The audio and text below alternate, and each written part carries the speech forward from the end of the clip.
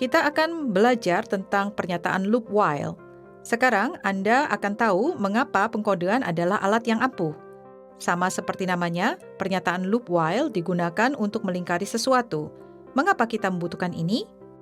Coba pikirkan mengapa kita membuat kode. Pengodean membuat komputer melakukan sesuatu yang tidak kita inginkan. Orang tidak pandai melakukan pekerjaan yang berulang. Karena kita memiliki perasaan, kita mungkin bosan melakukan hal yang sama berulang kali. Dan orang menjadi lelah secara fisik ketika mereka mengulangi melakukan hal yang sama berulang kali. Tapi komputer pandai melakukan pekerjaan yang berulang. Karena itu, akan lebih baik untuk membuat komputer melakukannya. Mari kita ambil contoh. Saya ingin mencetak string, saya tampan 10 kali untuk meningkatkan harga diri saya. Bagaimana cara melakukannya? Kita bisa menulis pernyataan print 10 kali. Namun agak merepotkan untuk menulis hal yang sama sebanyak 10 kali. Jika ingin mencetak ini 100 kali, kita harus menulis pernyataan print 100 kali. Ini tugas yang sangat menyebalkan.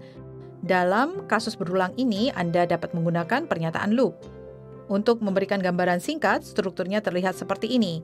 Ada bagian, syarat, dan bagian pernyataan. Bagian pernyataan di sini adalah perintah yang ingin Anda jalankan berulang-ulang dan bagian syarat adalah syarat untuk perintah-perintah itu. Karena mungkin sulit untuk dipahami, mari kita lihat contoh pada kehidupan nyata. Misalkan Anda ingin mengunduh semua gambar di situs web, maka Anda dapat secara kasar menulis bagian syarat dan bagian pernyataan seperti ini.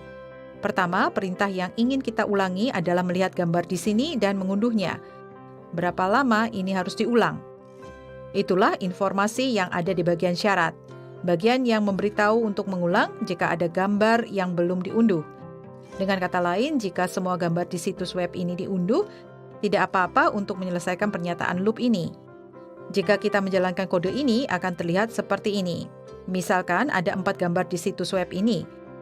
Jelas ada 4 gambar yang belum diunduh.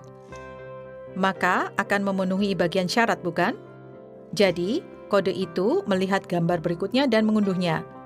Dan kemudian bagian syarat melihat lagi. Karena masih ada 3 gambar yang belum diunduh, kode kembali ke bagian pernyataan. Sekali lagi, kode melihat gambar berikutnya dan mengunduhnya. Dan kemudian bagian syarat dilihat lagi.